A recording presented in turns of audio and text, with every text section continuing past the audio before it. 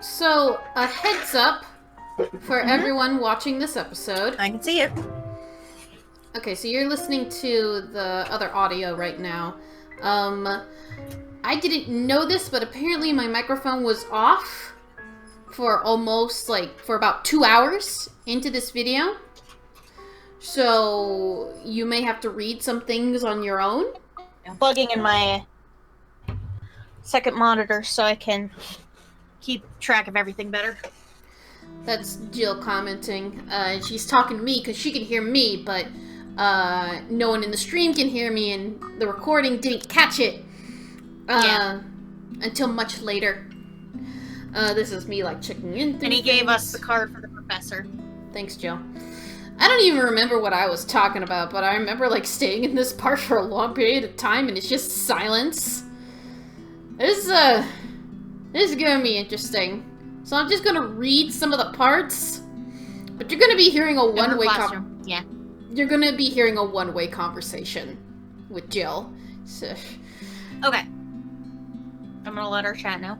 Oh boy, I wonder what Pia could be talking about in the past. So, he grips my arm with a tap. He gives my arm a tap and walks off mumbling about checking back how things you are never at the noticed precinct. that. Yes, Jill, I never noticed that. I wanted to tell you guys that. Yeah, we've been in this cafe 3 or 4 times. I understand if your eyes went to the cupcakes first, though. That makes sense. Oh yeah, my eyes did go to the cupcakes first. Oh wait, not 2 hours. It's in 2 minutes. So you'll hear me back talking. Out of all the places that never crossed my mind, I'll end up wandering into the public library today, considering I rarely ever visited. Somehow, there's always been this kind of disconnect between me and books in general. Tyler doesn't hear you, Pia. And there we go. Bup, bup. Ba-doop-ba-doop-ba-doop-ba-doop. For some reason... Yeah, he hears me, but he doesn't hear... Hold on. My tablets. Okay, there we go. Yeah, now they can. Alright, okay. I read all that before.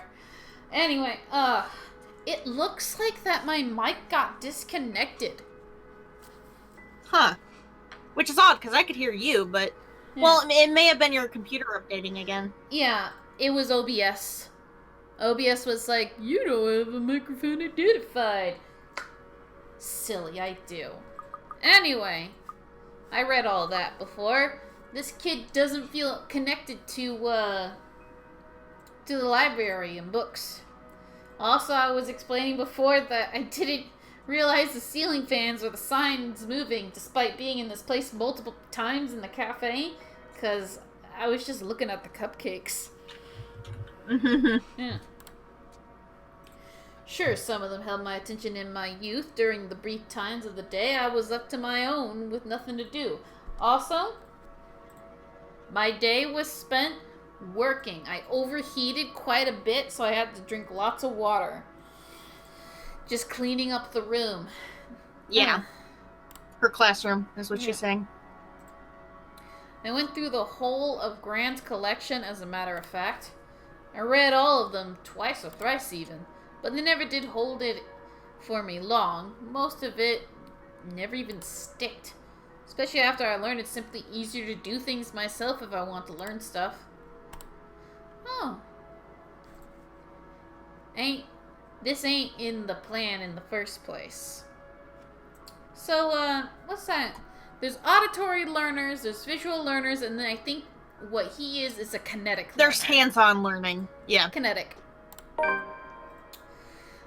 But after Ashton went through the trouble to contact the professor, I just can't ignore it. Nothing but quiet greets inside, though. Not the typical... Well, it is a library. Not the typical mum one would associate with the library, but the one akin to a hush prior to an impending trouble. Or perhaps I was just overthinking again. I really like to think that I'm just thinking too much about this.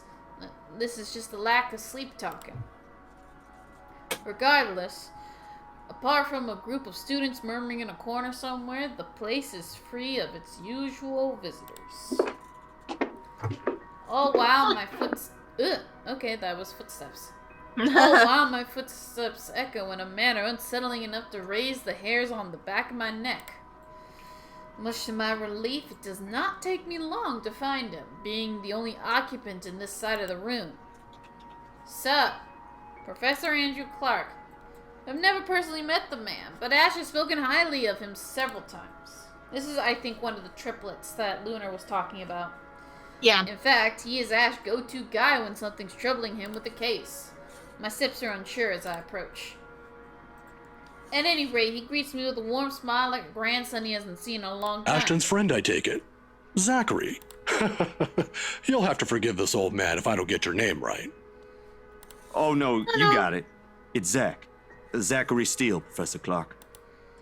He gestures at me to an empty seat across the table while he returns to his books. The next couple of minutes in relative silence as he continues to read and take notes from a pile he's accumulated on the table. Maybe I should have taken a book in the first place before heading here? But before I can even get into that idea, the professor clicks the book shut and sets it atop the stack next to him. Ashton told me you were hoping to get answers from me. Although I'm not quite sure what I could share, I'll do my best to help. Oh, I'm glad that you spent time at your cousin's place. Ghost, what did you do today? Yeah. Of course, there are a lot of things I want to ask. How do we get out of this mess in the first among tens, hundreds of concerns in my head? But in the presence of someone I barely know, the thoughts won't come easily. He is nothing but patient. However, and with enough time to mull it over, the question finally forms. Do you believe in the paranormal, Professor? It's supernatural, actually. Don't worry. It's a common mistake to make.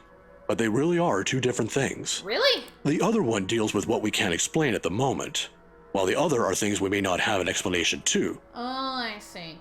So Here. which is what? Which is which? He places a couple of papers in front of me. I think same paranormal one. is what you can't explain, and supernatural is what you can't explain yet. The very same one he was writing on earlier. Study of Luxembourg supernatural culture in a nutshell. A friend of mine wrote that a few years ago. He took interest in the city after reading about the stories. Huh. I have to agree with him here.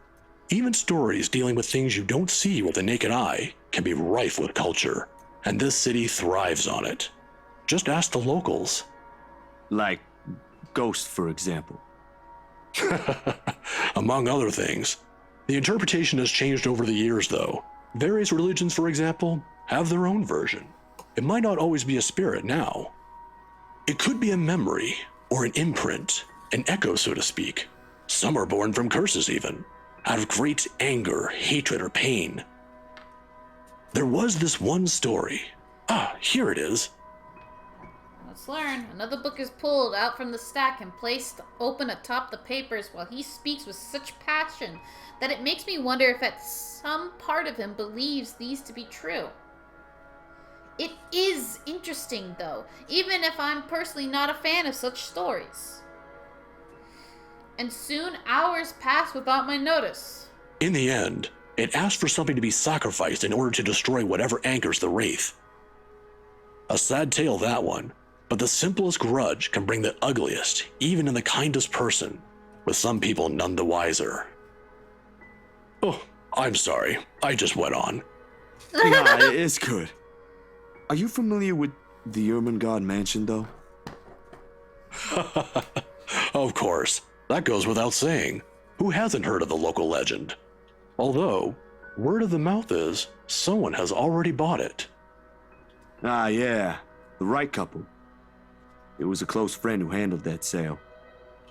So I heard. Well, don't think the house being bought by anyone would stop us from talking about it. What is it about the mansion, then? I just want to ask what you think of it, sir. We're going to need more than an afternoon for that, young man. You see, it's the kind that has changed over the years, passed down from one person to the next. Sometimes, it's the Lord William who haunts the place. There are versions where it's the lady of the house.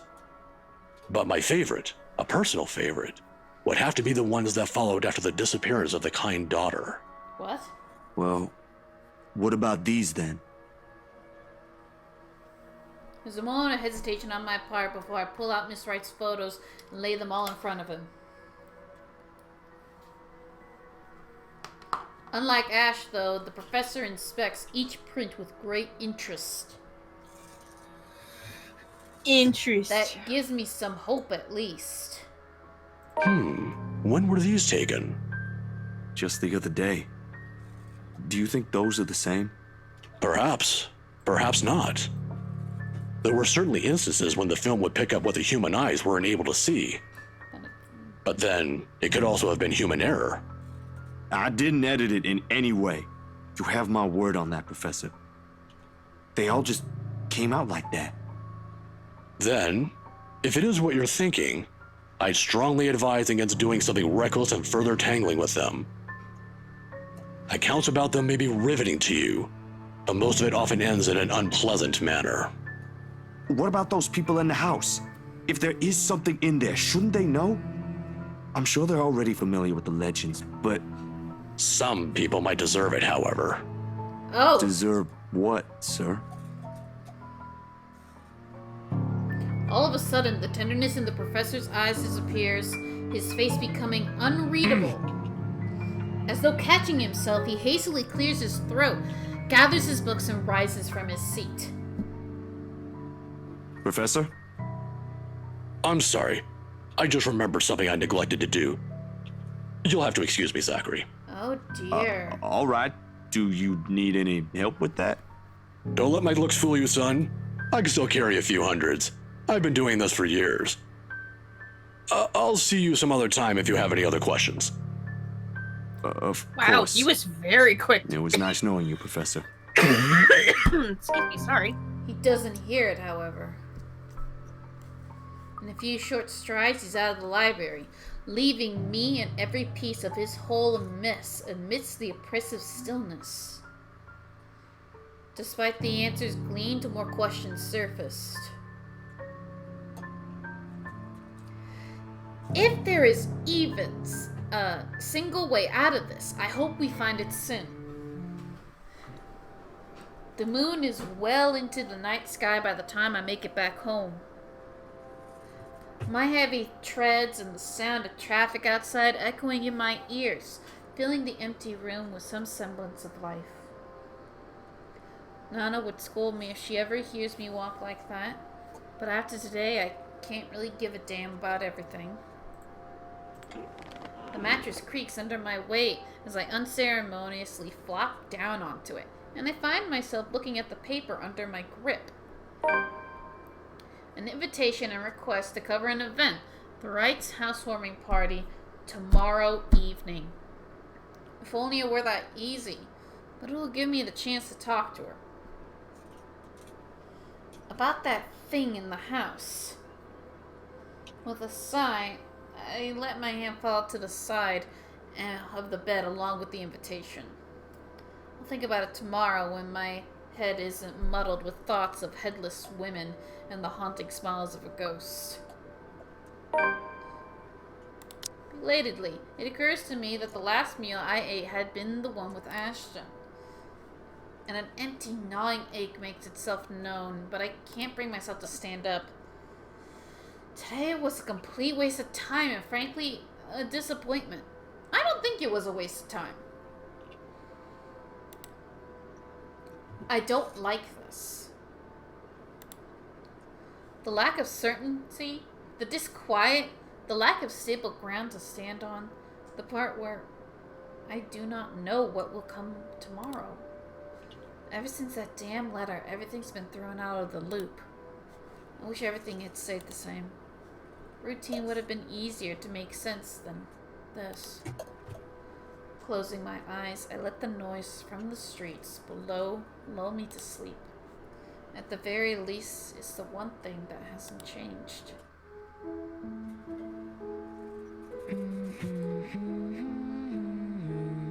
The melody carries into the hall long before I cross the threshold. Solemn, but gentle and soothing. A reminder of what home is. Pa's firm but meaningful gaze. Ma's wistful smiles. The warm rays filtering through the eaves of the sun at the sunset. The distinct smell of wet earth and leaves after a long day's rain in a room. The room. Ma and Pa's pride and joy.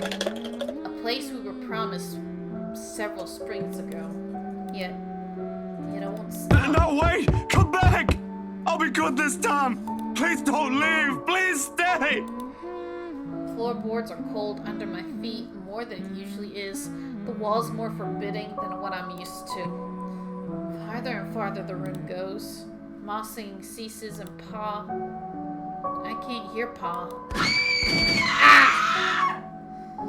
That's pleasant. Not above the ruckus clanging and the deafening roar of gunshots, nor the screams replacing the comforting soft melodies. There's only blinding fear. But when the light breaks... Fuck! I didn't expect that. Her skin is already sickly pale color, rotten in most parts, blood dripping from every open gash and lesion on her body. Bony hands grip Hannah's neck like a noose, staining the skin underneath with a vibrant shade of scarlet. Nothing but malice fills the gleam in her eyes. A scream ripples through the air. What? No,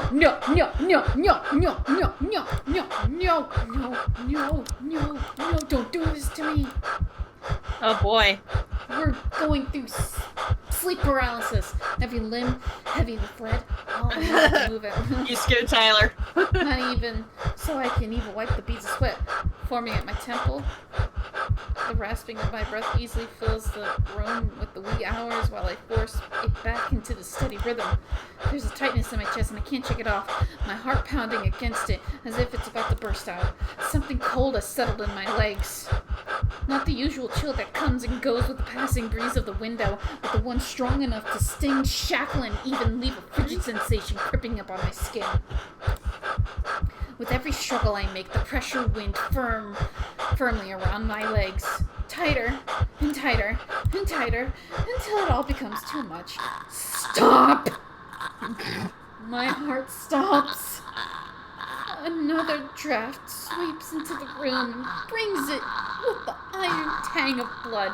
It's thick and suffocating, filling my nose with foul, sickening smell as I shift my gaze downwards, and it slowly comes into view.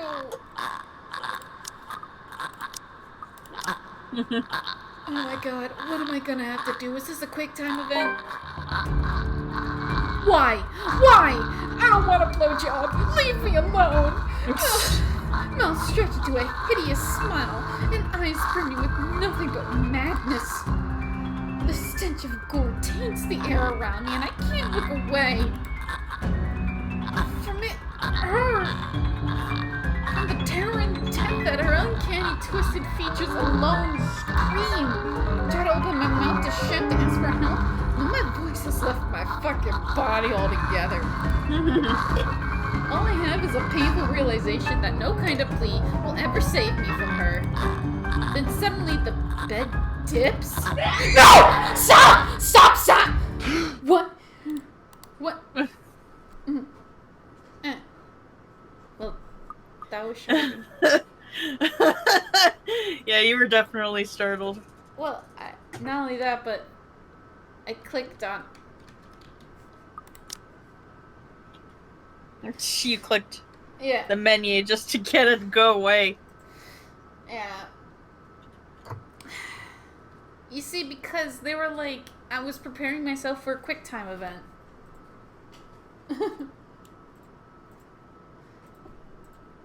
Well, that was fucking brutal. Yeah. There's no ear-piercing scream, no wild thrashing of limbs.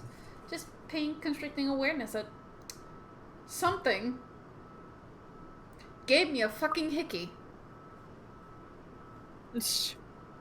I mean, Something wound it so tightly on my neck. That's probably a hickey. Waste no time pulling a blanket away. Okay, it's just a blanket. Allow myself a few minutes to study my breathing before getting off the bed. Inhale, hold, exhale.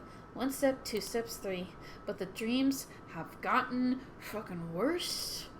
Ever since 2 days ago, they no longer are small, cursory flashes that I'm used to.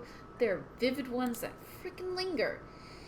I can still feel the blood in my hands. And all that funky smell and sickening crunching of bones, breaking with every movement, and her cold, chilling eyes as they bore into me. I draw in one ragged breath, and before I know it, I'm walking out the door.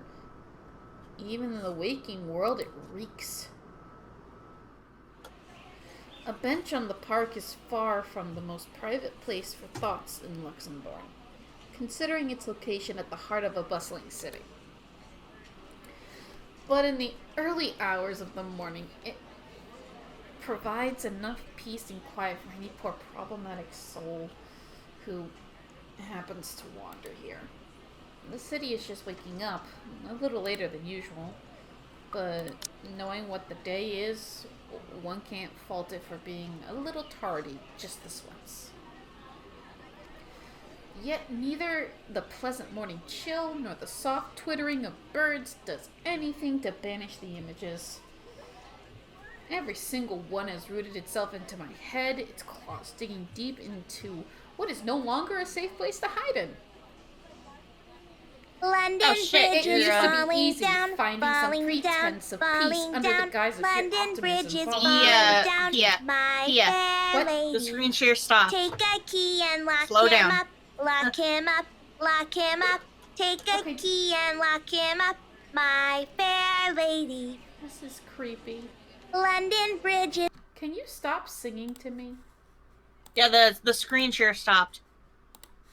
There we go. falling down, You see it? falling There we go. down, Yes. falling Do you down. hear that? London Bridge Yes, is I hear it. falling down, Shut my up, kid. fair lady. Take a key and lock him up, lock Okay, him it up, used to be lock easy. him up. Take a key Now? and lock him Now up, I don't know what to my make of it. fair lady. Sometimes it's just easier to run. London Bridge Easier is to hide when falling down, everything's falling falling apart. down, That way, falling you down. don't have to be the London first Bridge one is to witness falling it when it down, does. my It worked fair when things were lady. bad with the movie, Take after a all. key and It lock also worked him up, when lock Mom and him Pa up, were taken lock from him us. up. Take a key and lock Maybe him it up. really is better if I just... Hey, mister. Oh, hey, random ass child. The tiny voice gives me a pause. When I look, a little girl, maybe about 6 or 7, is peering at me. 2 wide eyes overflowing with what can be only the natural curiosity one typically sees in children. I vaguely note that the, say, Goretti uniform she's wearing before returning her greeting. Hey, kid. Kylie. Kylie? That's my name. Mama said it's rude not to call people by their names. Then Well, she it's not like plops he knew down what your on the name empty was. space beside me. Her little legs, still a little too short to touch the ground, swings in tune with the song she hums underneath her breath. I don't mind kids, and I would often invite the ones in our neighborhood to give them treats. Of course, by then, Sis and I were both too old to play with them, but you get used to the commotion eventually. It's not completely as unpleasant as most people would imply. Kylie seems to be a well-behaved kid. Oh, sorry. Nice to meet you, Kylie. Is Mama here? No, but my big brother's with me. He's taking pictures with his camera over there.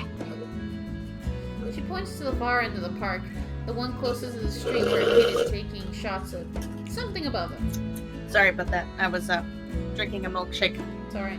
Doesn't look to be the birds because all there is on the side of the park are buildings. I don't see what's so interesting with the tip of a building, though. I'd take pictures of dogs if I were him. They're cuter. Do you have a camera too, mister? Yeah, I'm actually a photographer. Mama said I'm too young to get a camera. I'm sure your mama will eventually give you one.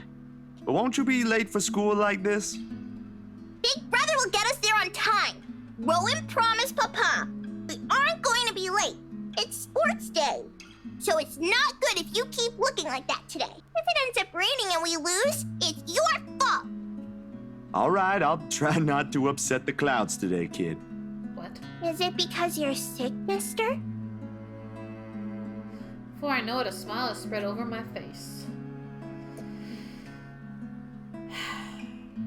They say kids ask the toughest questions sometimes, and they sure do, with how sincere Kylie looks. Lying feels like doing her a huge disservice. No, not sick. Just having a very, very bad day. Why is that? Is that like when my big brother ate all of my pudding? He did that once and then cried. It wasn't very nice of him. Yeah, I think so. You see, there's this mean girl. She's given my friends and I a lot of trouble. Hard to keep up when things are like that, you know? Especially when you can't do anything. It's kind of scary. Makes you wish things will just stay as peaceful as they used to be. Maybe she just wants to be friends with you? I highly doubt that. She already hurt one of my friends. What if she's just sad? Or maybe she just wants help. That's what happened with Melody. I let her borrow my crayon when she left hers. Now we're playmates. It's not really the same thing, Kylie. What she did, they're pretty bad things. I still think there's another reason. Did you try talking to her? That's what Mama said I should do. I don't think that'll work either. You haven't even tried yet. You sound like Rowan. You're just scared, mister. That strikes a chord. Maybe it's the honesty in her tone, or simply the truth in the words itself. I don't know why, but I can't help it. I laugh. Loud enough to disturb an elderly couple taking a leisure walk nearby. Why are you laughing? That's nothing. You're a really smart kid, you know that? That's what I've been doing, ain't it? Go full speed ahead, then backtrack when the going gets tough. Stay in my safe zone, because that's what I know. Sorry. Yeah. Once Stockton Navarro said I should be the first one willing to deal with my problems before anyone else. I didn't show up for our next appointment after that. But he's right. And though I hate to admit it, knowing what I've seen, but the kid makes a good point too. I've been so caught up thinking there might not be a way out. Maybe there isn't, or maybe there is, but that doesn't mean I should just leave it up to fate. Aren't spirits supposed to be humans before too? Had people they cared about lived a life of their own, smiled and laughed like the rest of us does? Do they really lose it? Lose it all? You better after get to death? school, though, or you'll miss sports day. You should have won yourself some awards, alright? Alright. Can I show it to you when I do? That can cheer people up, right? Yeah. In the distance, her Wow. brother calls for her, and I took it as a sign to leave. Got things to do, to face. The first few steps, they say. Nah, I'm good now, I think. Thanks to you. Besides, Mister needs to go. But you should show it to Mama and Papa. I'm sure they'll be proud of you, Kylie. I will. Thanks, mister. Bye. Give So her a pat cute. on the head before heading my way. A small gesture of thanks from a stranger she didn't know she might have helped. She may not understand it now, even at such a young age. She has already had this understanding of things, but maybe when she's older. When the world no longer seems too big for her. But aren't you going to help me, mister? What? With what? Confused, I glanced back. Oh god. Whatever that's not cheer our demented at little all. talk brought has vanished under the shadows suddenly in my eyes. What? Why? The frigid air is most definitely not how the morning chill is supposed to feel like. Bitter, stinging, unwelcoming. Tyler, oh god. And the kid... What do you think, mister? Just wants a Are you going to help me? What do you want from us? The response never comes, however. Which, how can you expect us to help you if you don't fucking tell us? Gone. Hello? Mister? Are you okay? For several passing seconds, I let my stare linger on her face, waiting for a sign of another change. But all that remains is the carefree smile of a child. None of the spite, none of the cold, bloody smile. Nothing, huh? I really need to go, Kylie. It was nice meeting you. See you again, mister! And we gonna fucking run. I break into a run. Oh god. I don't look back. Not even as I bump into a couple of passerbyers as soon as I'm out on the busy streets. Going insane. That is what it is. And if we don't do something soon, we all will be. The tremors follow me even as I get home. I had hoped a little stroll around the block for a few hours would help. Instead, I'm assaulted with more images of her. Her smile, the loathing in her eyes, the stench of gore, the horrid crunch that comes with every movement she makes. Even old memories have been sullied by her, and Ma's song no longer sounds as sweet as it meant to be. In the end, all I got is a sinking feeling that I will never be rid of her image, and another ridiculous idea that may or may not even work. Sun is already hanging low on the horizon when I make it back. And for the first time, coming home feels more like a chore. Only I didn't arrive to an empty room. Because as soon as I open the door, I'm greeted by none other Sup, than... Z-Man? I told you we should have called him before going here. It's fine. Oh hey, Ash and Isabel. It is Ashton I see first, sitting comfortably on my couch, munching on a bag of chips with both feet propped atop the coffee table. Rude! Get your feet off the table. Whatever proverbial stone has made it a home at the pit of my stomach automatically flies right out the window at the sight of him. But before any exasperation can set in, my attention is taken back by the other occupant in the room. Isabella. She perches not on the only other chair in the room, attempting to make herself smaller, it seems, from how closely she's hugging her arms against her. Yeah, dude, I wonder what she's been seeing. Yeah, like at this point, she probably is. I don't know if she's. Do you think she's a ghost, right? Do you think she could be in multiple places at once? Do you think they're all like seeing her, or are they taking turns like sharing the nightmare? I think they're taking turns. What is this, Freddy Krueger? No, it's basically the ring girl haunting a mansion, and there was a chain letter that said, "Give it to 5 people or else," and now 5 people are seeing Ring Lady. Yeah. See, it Just never flip the bird and walk away. Nevertheless, she gives That's me a ideal small ghost. smile when she notices my stare. Yet somehow, there ain't any warmth in it like it's supposed to have. Hey, Zach. Sorry we just barged in here. Ash was... Relax. Z-Man gave me a copy of the key himself. Only after you broke the 13th one? I can't keep replacing them every time you think it'd be a good idea to break into my apartment. And stop calling me Z-Man! I didn't break anything this time. Ash, just because I gave you a key doesn't mean you can just stroll in here whenever you want to. And, hey, is that my... Ash smirks at me because, of course, he has the gall to smirk knowing what he did. He pops in what's very likely the last piece of chip into his mouth and folds the wrapper neatly on the table before throwing it in the nearby trash. You have made an enemy this day. You piece of shit. From her chair, Isabella shoots me an apologetic smile as soon as the foil hits the waste bin with a dull thunk. Common sense dictates that I should be angry. But after everything, having something normal play out in front of me, no matter how childish their antics can get, I can't bring myself to muster even a tidbit of it.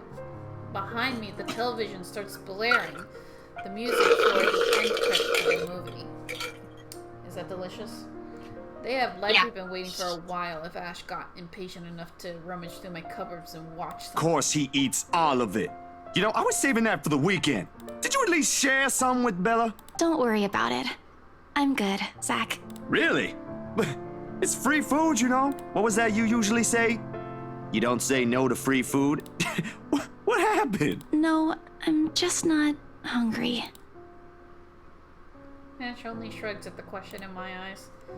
I can't be the only one who finds this vibe she's giving off to be odd, and the guy who has, no doubt, already caught on to it. Aye. But if you want something, just say so. I've got a fully restocked pantry right here at your disposal. Still not a 5-star level thing, but for an empty stomach, it'd do. Just say the word. Thanks, Zach. Maybe next time. Food is not really what we came here for. Ash, he's the one who... She casts a brief glance at Ash. In an instant, he sits up. Every trace of amusement is gone from his face as he claps his hand in front of him and leans forward. A minuscule gesture meant to ease, yet the grim expression on his face tells a different story altogether. All right, you two, what's this about? I don't like those looks. What I said was weird, I'm aware of that. But I'm not taking it back. Isabella's not the only one here who's seen it. A short but tense pause follows. They're both stalling. Under normal circumstances, I'd wait. With these two, the more you force it, the more they clamp down on it. But as a handful of seconds continue to slip, the unsettling feeling in me also grows with it. Soon it turns to impatience. Before I can demand a response, though, one of them finally speaks up. It is Ashton who first breaks I'm not in. asking you to. No, you're right. There really are some odd things going on here lately. Thank you. How is everything with you lately, Zach? Hold on, Ash. Both of you. Did I just hear you say that? Is this why Isabella's here? Has something happened? Calm down, we're just here to check on things. So, did you meet Andrew about the photos? What photographs? Said photographs have been sitting untouched since the day I dumped them into my drawer.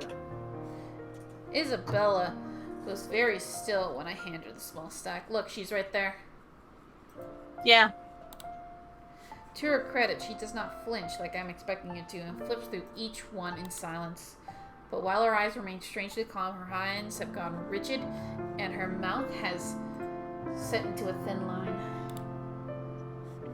She, well, out of all people, understands what this means. In hindsight, she should have been the one I approached before. What did Andrew say about them? It could be one, but there's no guarantee it's a supernatural thing. It doesn't always happen. So, that's a dead end right there. Now that I think about it, bothering that guy for this feels pretty silly now. But with the dreams lately... That's all? Did he say anything about the damn letter at all? Did you ask him even? I paused, glancing at him skeptically. I don't know where this sudden curiosity's coming from, but if Ashton, calm, cool, collected, always logical, Ashton takes an interest in this, something or someone must have fucked shit up somewhere. Or the world is ending. Seconds pass. The apocalypse I'm expecting to go along with it doesn't arrive, however. Yeah, that's really everything. The letter kind of slipped my mind. The photos were more important at that time. There was some stuff about the local horror stories, though. Talked about the curses, and he was really fascinated with the story about a wraith asking for a sacrifice to move on. Kinda nasty if you ask me. But it does make sense if you simply go along with it. I'm not sure how this will help in the grand scheme of things. Why are you asking about this anyway? Rose's death isn't just a coincidence, Zach. It may have something to do with... I may have... Wait. Stop right there for a sec, Bella. I thought you ain't buying this stuff, Ash. Just the other day, you said the exact same thing. I still don't, but even Rebecca, out of all people, claims there's something. Ooh. Whatever this is, Rebecca's someone been has got to look into experiencing it. Everything about this screams shady. And remember what Isabella said, that he wouldn't believe anything unless it was from Rebecca. Yeah. Are you sure you even have the time?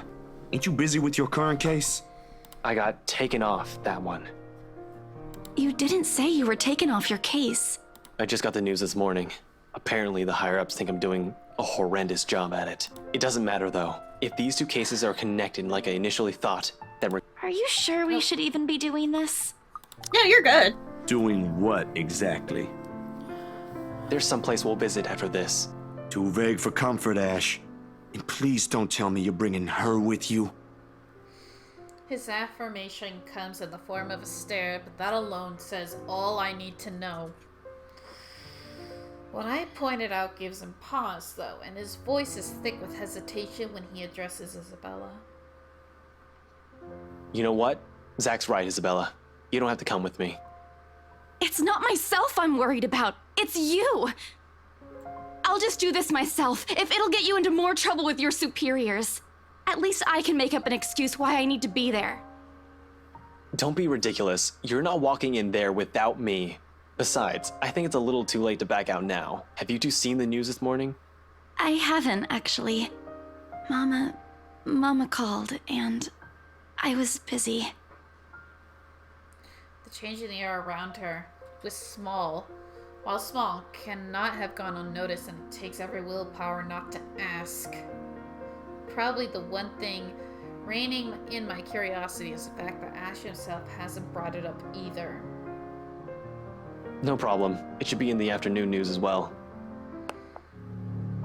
He grabs the remote and cycles through numerous channels until he gets to a news report about the guy who has been found dead in the early hours of the morning today. Same thing as Rose. Burned alive this time.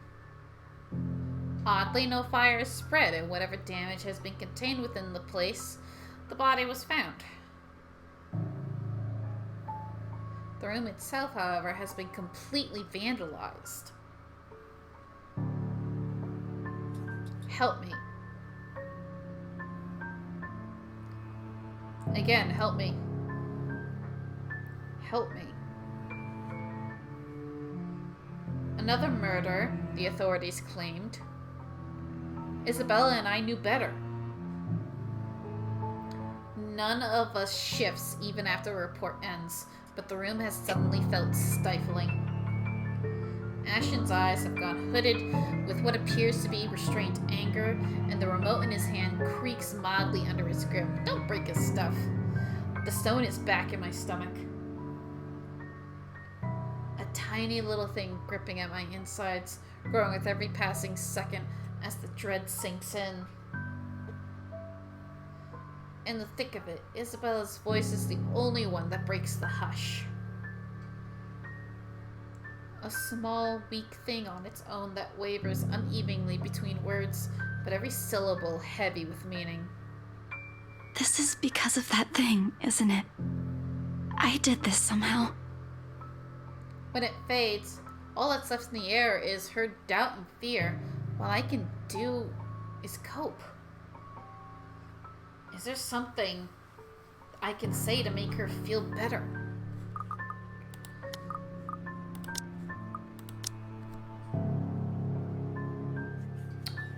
I think we can still fix this. It Same. ain't too late. We could still fix this. There's 3 of us here. 4 if you count Rebecca. No, she's staying away from this. She Rebecca lifts her is. gaze at me, eyes steady and her shoulders squared as she holds against the baffled look I give her. Although in the next second it immediately softens and it takes me by surprise nevertheless. In those brief moments, it's like I face a different person. I don't want to involve her in this any more than I already have. Both of you as well. I already said it. That's completely out of the question. Stop asking. Still in all, that's 2 extra heads who can do the thinking. Between us 3, I'm sure we'll figure something out pretty soon. Don't make this whole thing sound like it's a piece of cake to deal with. It ain't. But better than sitting around, yeah? Plan is still a plan. That's You're true. going to shoot yourself in the foot one day with that kind of thinking. We don't even know who's doing this. The last 2 murders might just be similar incidents done by 2 different suspects. Hasn't stopped you from going after them before. Remember that time when you... Okay, stop right there. There will be no retelling of that incident today, Z-Man. Or ever. Keep calling me Z-Man and maybe I will. Yep. Got it.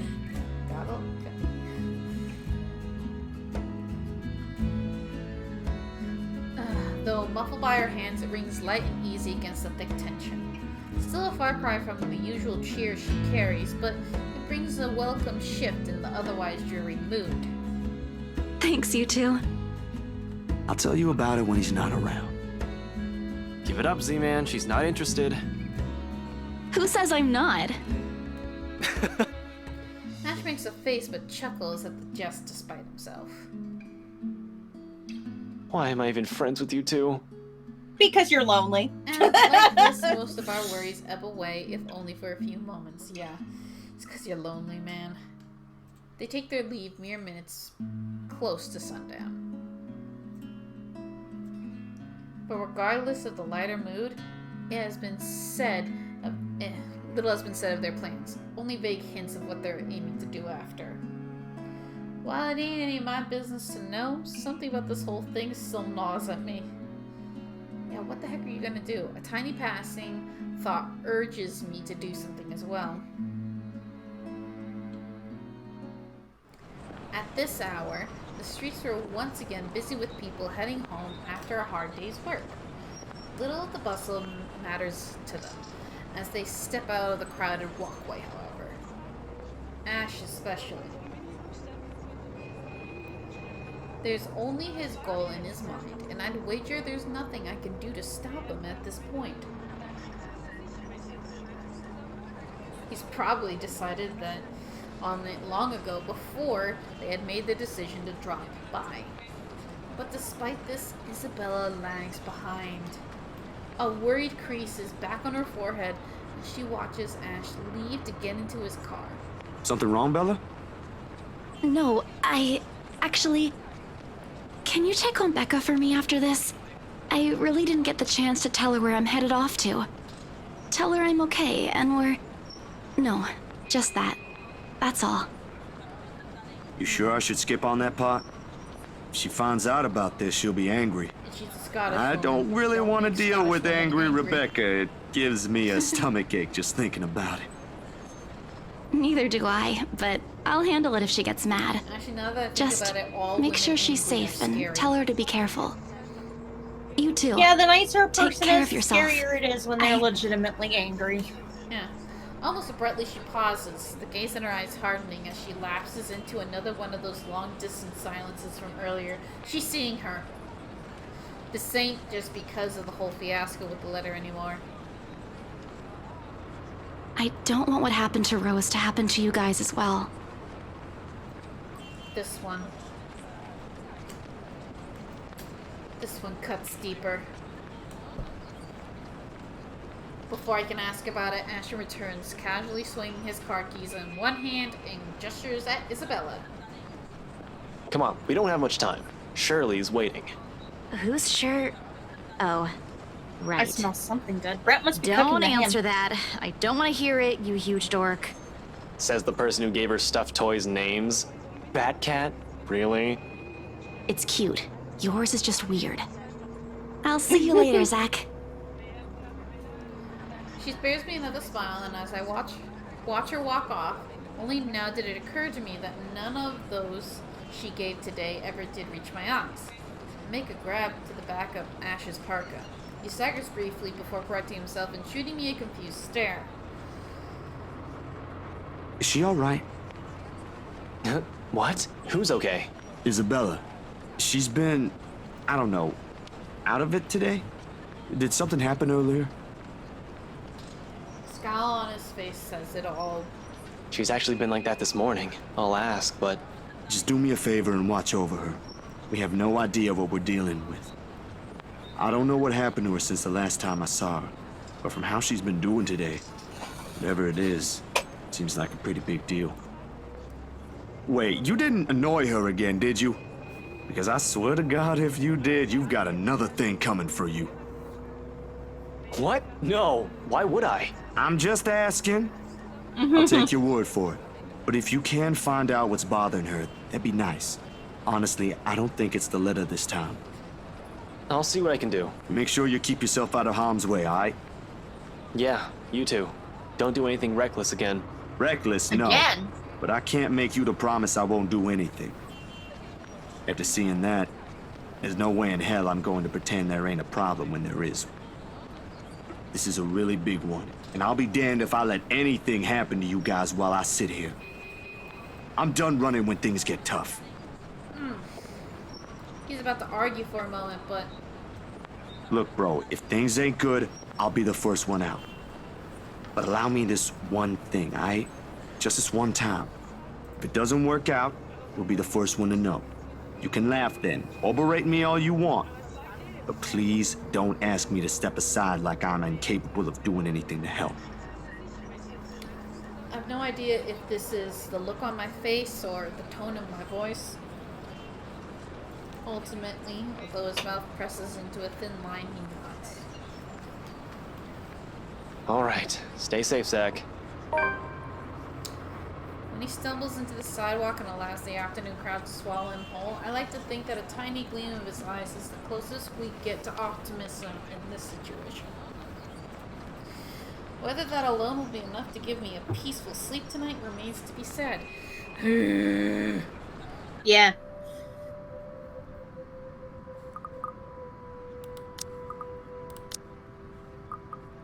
Night falls, and despite my best efforts, sleep continues to elude me. I just want to look at some of these new things.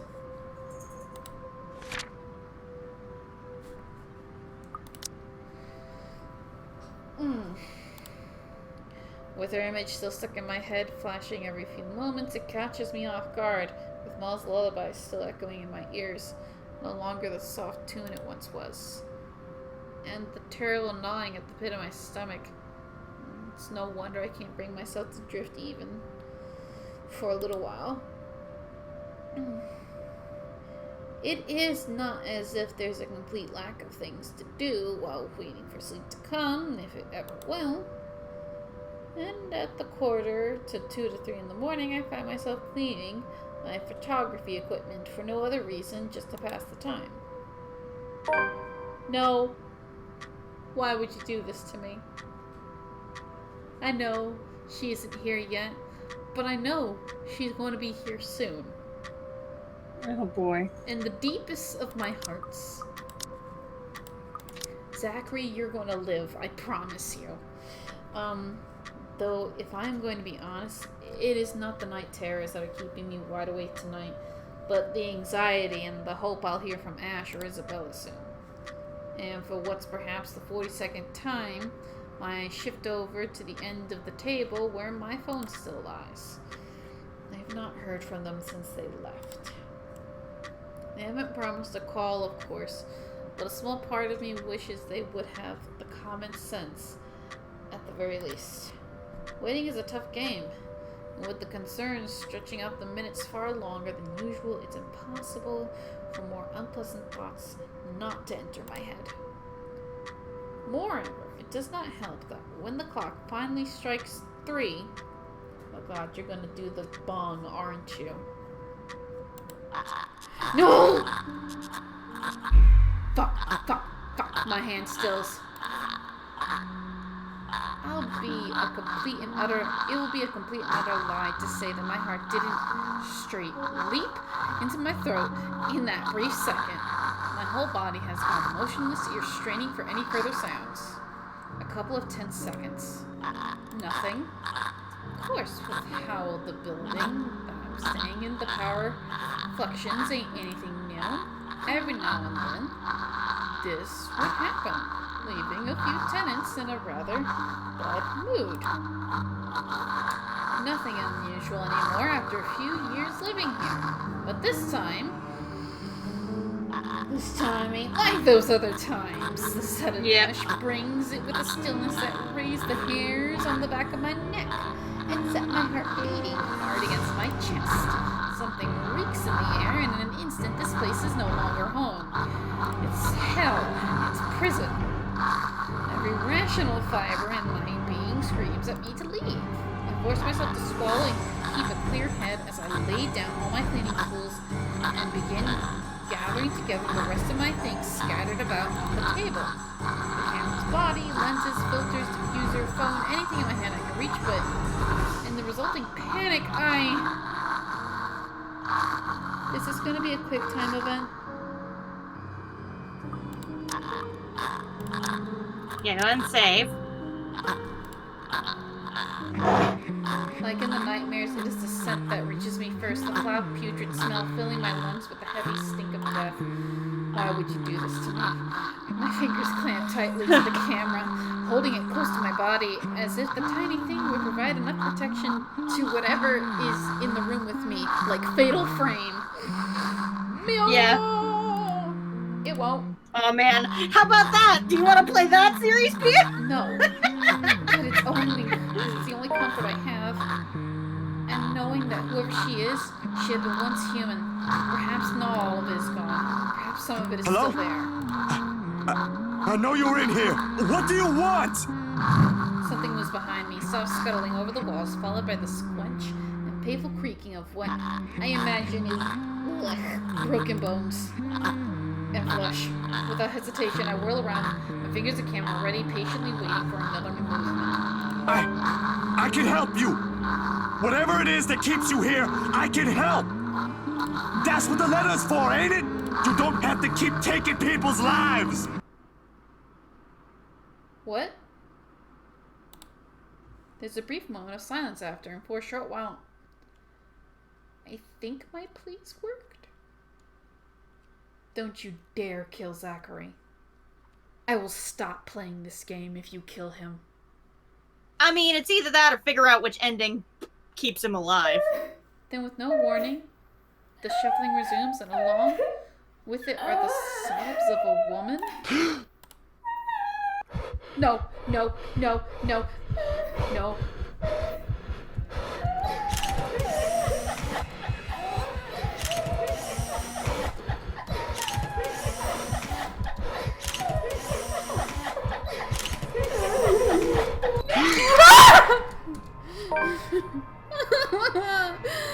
Fuck! You did it! I did it! I fatal framed everybody. You did it! Way to go, Pia! I did it, you guys. Are you proud of me? I'm very proud of you, Pia.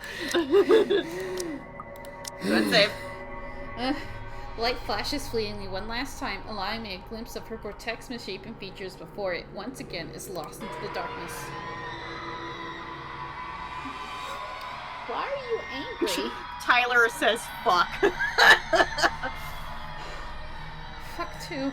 All of a sudden, her tune changes, no longer a soft cry, but the soft pitched shriek, brimming with pain, grief, and anger. Every ounce of courage I mustered flees from my body at the sound, and the next thing I know, my hands are gripping the knob and I'm wrenching the door open. Her wails follow me as I flee into the night. Well, what would she have done? Would she have killed me? Maybe. I think the camera, drove her off. Yeah. I almost want to look at the tree. Wait until you actually get to his ending. Yeah. Pacing has always been more of Ashton's thing than mine. When I want to think, I sit and let the minutes tick by until an idea comes into my mind or my pulse settles down. And yet dried leaves and twigs crack under my shoes as I make another pass at them. Terror is too mild to describe what this is. There's no way in hell I'm going back. Whatever she is, pleading won't work. The moment we saw the letter, she's been after But us. I can't run. Not this time. Nearly 2 hours have gone by since I left the comfort of my room for the solitude of the park. 2 excruciating hours since I started making calls. No one is answering. Not even Rebecca, always has her phone kept line open in case people need her. Or Isabella, who frequently checks hers for any messages and readily responds as soon as she can afford. It does not help that Ash hasn't said a word since he went off too. Damn it! I knew I should have asked him before I let him leave. Knowing him, he can be anywhere, but there's really only one place he'll be at this time. The sun has already peaked over the horizon when I make it to the mansion. Did you walk there? I have no idea what I'm expecting to see when I get there. There's Ashton, first and foremost. Part of me wishes my assumptions are correct and he's really somewhere close by on a stakeout. But I've never really been the lucky sort when it comes to that kind of guessing. And even I've made a round of the immediate vicinity. I could find neither hide nor hair of him. Would you like me to read? It seems like reading is hard for you. Because I'm scared. Yeah. You do it. Okay. Calling him does no good either, considering how awful the signal is here. He can't be too far if he's really here, but if he is, he would have already noticed me by now. Instead, there's only silence. The kind too quiet to find any sort of comfort in. Even the trees seem to have fallen asleep with the rest of the mansion, oblivious to what's happening around it. A small island of stillness in the other's fast-paced world. No wonder the whole of Anselm feels at odds with the rest of Luxborn. While the city is alive, growing every minute, breathing every second, and pulsating with the life, the village remains unmoving. Unchanged. It's not surprising the legend still lives up to this day and why she's still here, waking its hollowed halls. Walking. Beyond me, the mansion looms ominously. Looks like I'm not the only one who has trouble. But now ain't the time for fear. Even if Ash is not here, I've still got to let the Wrights know what I've seen and what's in their home. And whatever grievance Ash has with them doesn't matter. There might be grounds for imprisonment, but they don't deserve a brutal death at the hands of one malicious spirit. I'm sure Isabella would want the same thing. I head straight for their door without a second thought. Takes a few rings, the sound loud above the foreboding stillness before I hear footsteps on the other side. God and Janet, only a Nancy would knock at such an ungodly hour. Where's that damn butler when I need him? I think he's dead. No. Do you see, like, the dark aura around him? Yes, I do. Before long, the door swings widely open with Mr. Luke Wright standing behind it. Seething would be a complete understatement to describe him. Okay, prepare yourselves, folks, for some terrible language. Yeah. Like this, I've got no doubt why Ash would find him a suspect. You? How the hell did you get in here? What in seven hells do you want? It's bloody 6 in the morning! Listen, sir, I know this is not a good time. Oh, it's not a good time. Did you even check the clock before coming here? I bet you didn't. Unlike you, the ones living in this house need to sleep. Well, clearly you're dressed and ready to go. Come back when people right? are actually awake, or I'll call security on you. Before I can get a word in, he slams the door in my face and bolts it shut with much finality. Wait, sir, you gotta hear me out. You're both in danger if you stay in there. Have you seen the news lately? Everything's not a coincidence. Only silence answers me. Maybe if it was Miss Wright. Yeah, Oh, who am I kidding? She ain't, yeah.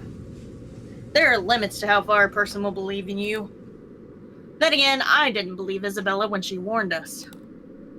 And now I'm here desperately trying to save people even if I'm aware it's completely out of my own capacity to do so.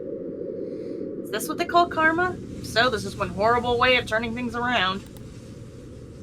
Taking people's lives, playing with people's fears, making them feel useless. You're around, ain't you? You here? Inside this house? Listening, watching, or whatever it is that you spirits do? What did they do to you? I can help you, you know? If it'll let you move on, I'll gladly do so. You don't have to kill anyone. Nothing. I don't even know who I'm talking to, or if a sane person is supposed to be doing that.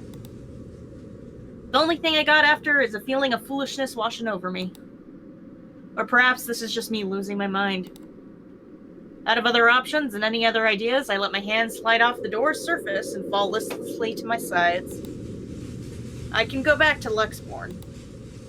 Try to find the others. Try to get out of this mess with them.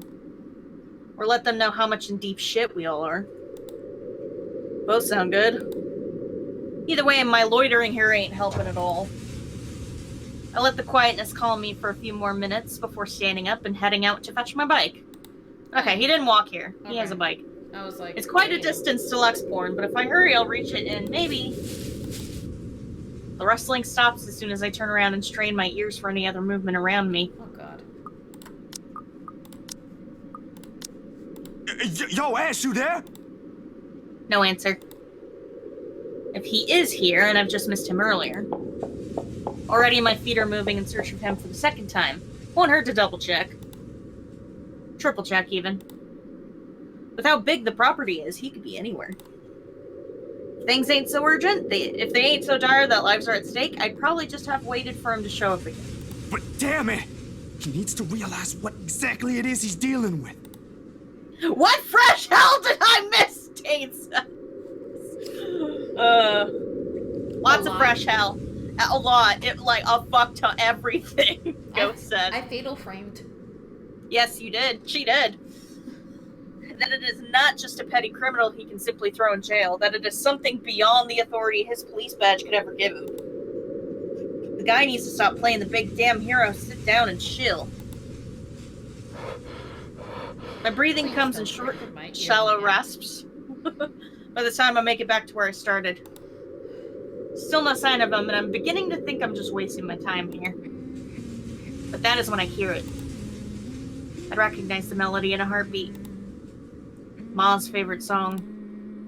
I listen for a while, trying to gauge where exactly from the house it's coming from. My feet start moving before I can stop them. And there, as I circle a corner, from a room on the first floor. A single window is open, but I can't make out whoever's inside. However, I'm sure the singing comes from there. Still, why I'll hear an old tune here of all places, I won't know. It's not an obscure song by any all means, but it's pretty rare to find someone who knows this. What is this song? I don't know, I think it's just humming. And for some reason, death seems to follow the song around. Panic lodges itself at the base of my throat at once. Whoever's humming might be...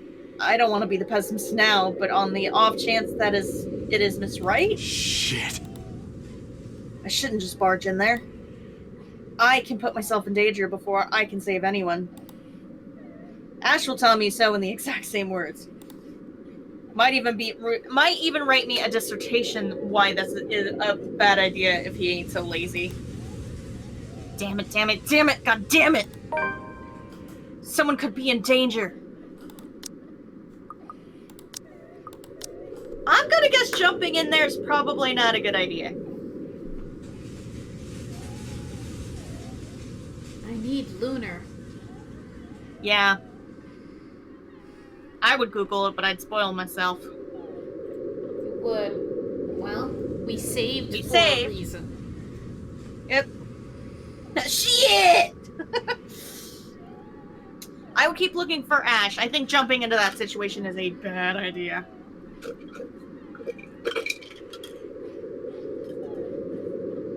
It seems like the fastest way to get him killed. If he dies, I restart. Yep. Yep, look for Ash. That's what Dane is voting for. Okay, what about everyone else? Do we look for Ash or do we go into the window? It depends. Tyler seems to be playing Sims. I mean... Ghost is watching, though. He does have a sim that proposed to another sim while giving birth. Oh, man. Timing. Also, he is correct. We do need bunk beds in Sims 4. I think that would be great. Yeah, I don't know why they don't have bunk beds. Okay, Everyone both Tyler and look for Ghost are Ash. saying, yeah, let's look for Ash. Mind your own business! In the end, the rational part of my brain wins out. Half that is spent too much time around Ash. It's right, though, the reasonable part. If I do force my way in and find something unpleasant, how am I going to fight back? With my camera? I mean, it worked last time. No matter where you look at it, that's simply asking for a painful death. I have a better chance if I find Ash. What is he stupid about? Perhaps I should try the forest, make a round farther into the gardens? I swear, if I die from this. Well, we saved. Not a sound plan, but it's better than nothing. The woman's soft sobs have subsided by now, by some means. Almost inaudible to the point where I'm wondering if I truly heard what I heard. I didn't get to dwell on it much, though, because right at that moment, my phone rings. The sharp notes cutting piercing through the thick quietude. I clamp a hand over it, pressing a button before the speakers are close to my ear. Are you? I only caught the tail end of the person's greeting on the other side, but I know the voice well enough. And I know that sound effects. Yeah. Well enough. What was that, Ash? Could you repeat that? Signal shitty here. I asked, where are you? Hell, Zach, I've been calling your number for a good 20 minutes now. What kind of shithole did you get into? Good morning to you, too. I should be asking you that question. I've been looking all over the mansion for you. I thought you'd be... What mansion? Do I really need to answer that? Why are you even... No, wait. Just get your ass here at Isabella's place, and hurry. Sorry, doggy. Sorry. I shift my gaze into the mansion, specifically at the window I heard the cries from. There is nothing of it now, not even echoes. How urgent is this? Pressing enough for you to stop asking questions and get yourself here. Please, Zach. That gives me a pause. It's a rare thing for him to take on that tone. I'll be there in a few. An hour or two, tops. Thanks. I'll see you. Dane, it's the Grudge! I rush back to my bike as soon as the call ends. Without another look, I leave the mansion along with its haunting melodies and grim echoes behind. There are more important things than my own curiosity and impulses.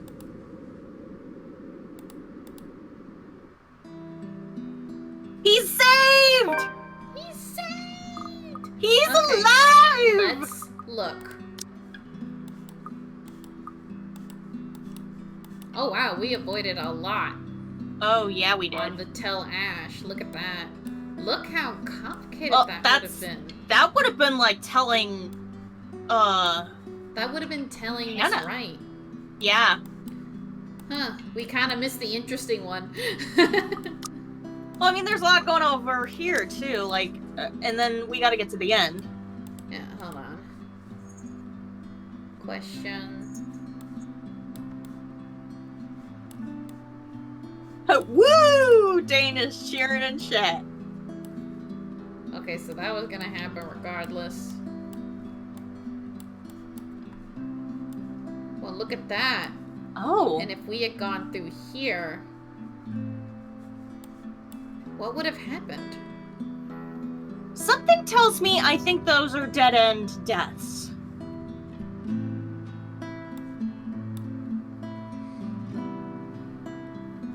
Because obviously we went the route where he didn't die. Yeah.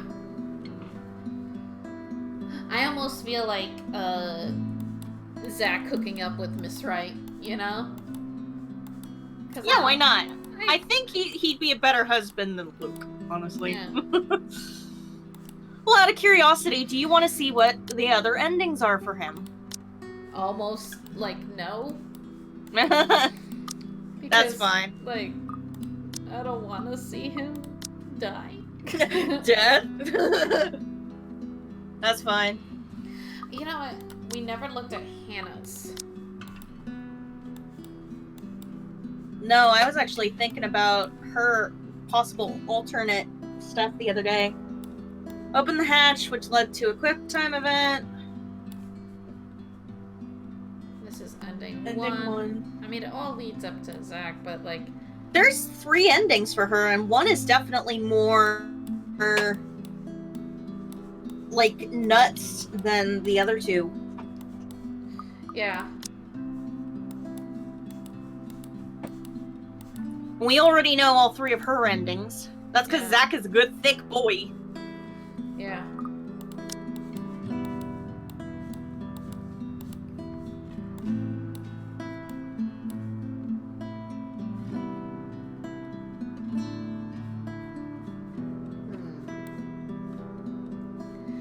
I'm wondering if Hannah's route is all dependent on not only like with this question, with these two questions. Well, I wonder if it's dependent on her relationship with Luke. Yeah. Ugh. The numbers are so little on top of my screen, and they glare at me with such intensity that I can just hear the accusations. Okay, well, I can't do a Scott attacks that the whole time. Look at that. Pretty good relationship with Isabella, good with Hannah. Barely know Zachary, or Rebecca, or Well, she Ashton. hasn't even met them, you know. Yeah.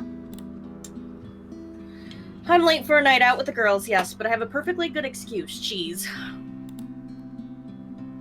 Considering I didn't follow typical office hours, they really can't expect me to be able to just go as I please at 5:30 on the dot. The client is, first and foremost, my priority. I have to sit tight when my personal assistant Chris tells me we have a big one coming up and that I shouldn't miss this one. He knows a lot more about the who's who and the what's what when it comes to these socialities, and I just trust that judgment call. Have fun at work, Dane! Bye. Well, I mean, at least have a good day. Bye. I really don't have time for rich people, their drama, and their politics.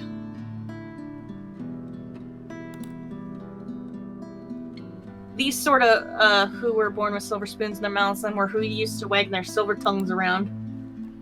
I let him handle the negotiating with them for the most part. Why else would I have hired them? But he told me I'd receive a message about it an hour ago. Now, if only he has the full shilling when it comes to the time. Come on, I have a social life too, you know, to an extent. Sort of.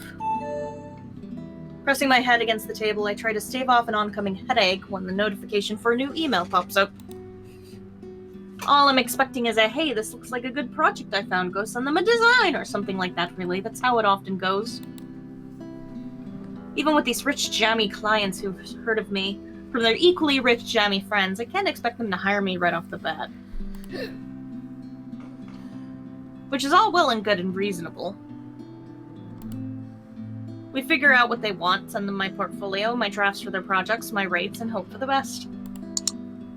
This is a big client, Marianne. I'll babysit Berethiel for you.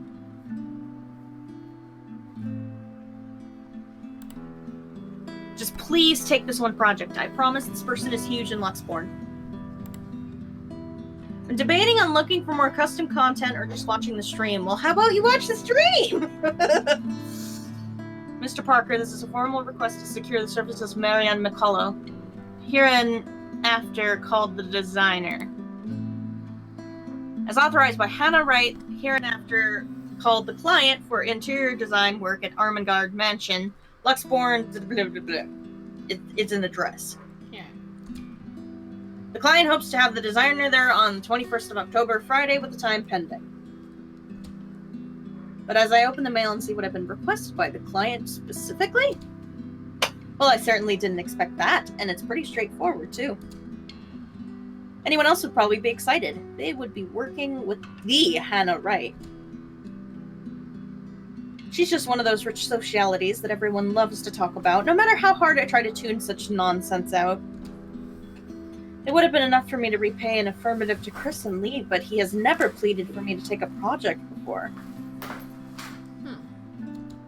I'm going to adjust my my rocking chair. Yeah, that's perfectly fine. Go ahead and take the minute to do that. Yeah. We've worked with big personalities in the past, celebrities, bankers, and even a few politicians. My PA had been indifferent about those.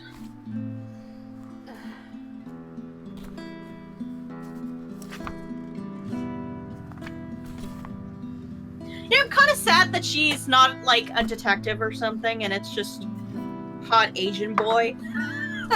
Like, with the way Marianne is dressed up, she's totally fucking a detective type. Or at the very least, she's definitely detail-oriented. I mean, that's why she's a designer. Hells yeah. Oh, gosh. Yeah, Ooh. I needed to just prop up my legs, my goodness. Yeah, totally fine.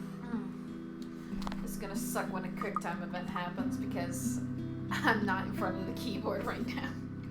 I don't think you'll have to worry about a QuickTime event in the beginning of someone's story. Yeah.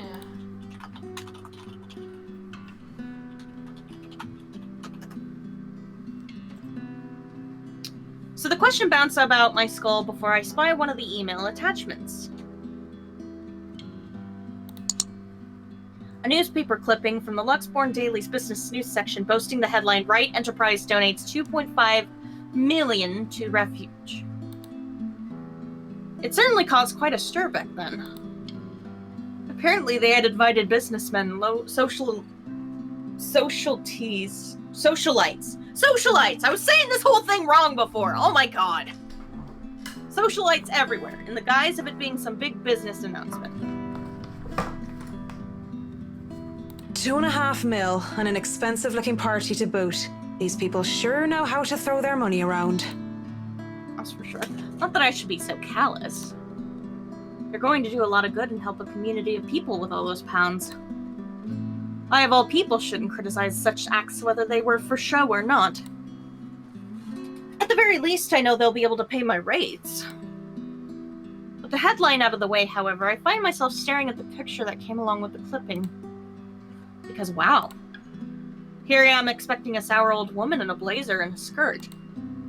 But the woman that was plastered on the front page looks like she belongs on the front page of the entertainment section, or even, if I am to be crass, is the pinup for a glamour. Okay, I'll be real here. A men's magazine. She sure knows how to rock that dress. You're so gay. Wait. Her hair, her eyes, her lips. She can't be her. And at the same time, she is her, only several years older. She looks just like... No, come on, Mac. The world is full of pretty blondes. It's just a coincidence. Maybe she was the fling in college. Oh, no! Oh, God. What if? Hannah did say she experimented. Yeah. With a shake of my head, I snap out of it and reach out for my phone when it buzzes, nearly falling off my chair in the process. Tyler is laying in bed watching the stream. Sounds good. Oh, you know what we didn't do? We didn't Check do her this. profile. She's a Cancer. July Oh, 14th. she's Irish. She's not Scottish. Oh, well, I mean, that works. Yeah. Oh, you're also Roman Catholic. Huh. Not practicing, I guess. She's probably too busy with her designer job. She likes chocolate, cats, classical arts, country music, karaoke. Ooh, board games. You like video games? Of course you love anime because you got a giant-ass poster. Yeah, she does. And the obscure pop culture items, yoga. She's 30 years old, y'all. She looks pretty good for 30. Yeah. I didn't even know that she was 30. Yeah, I thought at the very least, like, Oh 20s. She left in a dumpster as a baby. Oh my god! She was found by a peddler and spent most of her childhood roaming the countryside in a beat-up van. Her father taught her how to read, write, and pray. Though the unconventional life, it was all she knew.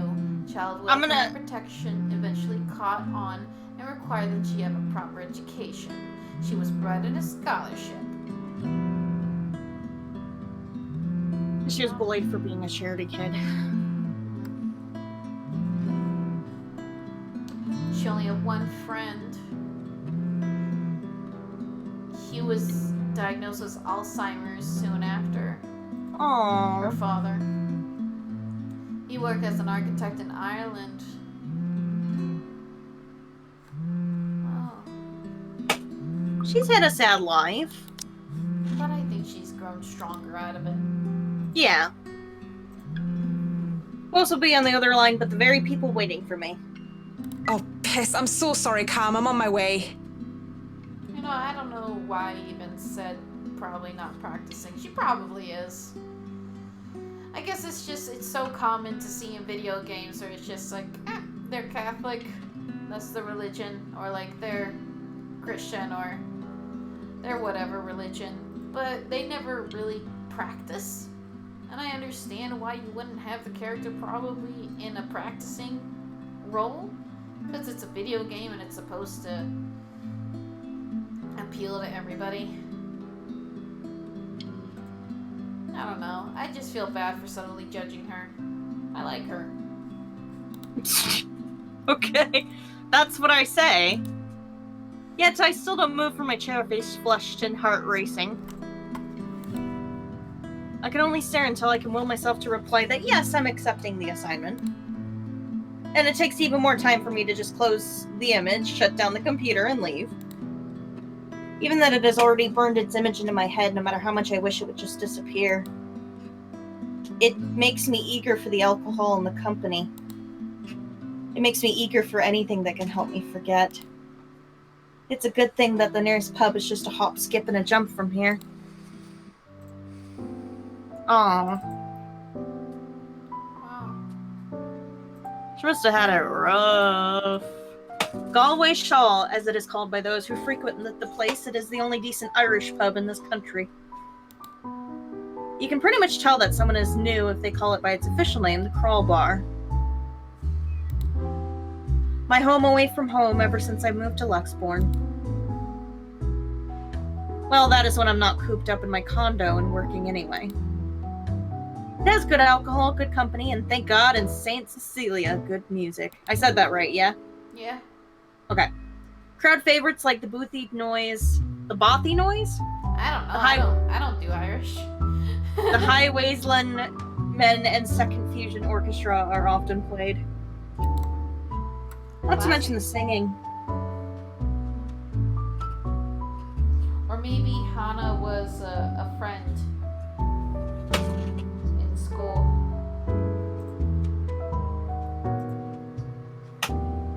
Huh, it doesn't seem weird that they touched on that at all. But maybe that's meant to be through Marianne's point of view.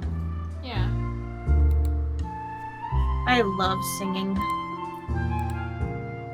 Anyone could just break out into a drinking song, and the others in the pub were just wonderful that they'd start singing along. That's how you know you're in a good Irish pub. Mm-hmm. When they start singing along. And doing so while intoxicated is the best ways to go about it. Of course. Why would you do it any other way? Who told you it would be any other way? It's just the character narrating the setting. Hey, it's a win-win as long as I don't puke in the middle of the chorus and as long as I get home in one piece at the end of the day. And tonight is karaoke night. Oh my What god. better time than to try and sing all my worries away? That's what my intoxicated brain tells me. The ghost of guilt and sorrow remembers who I am.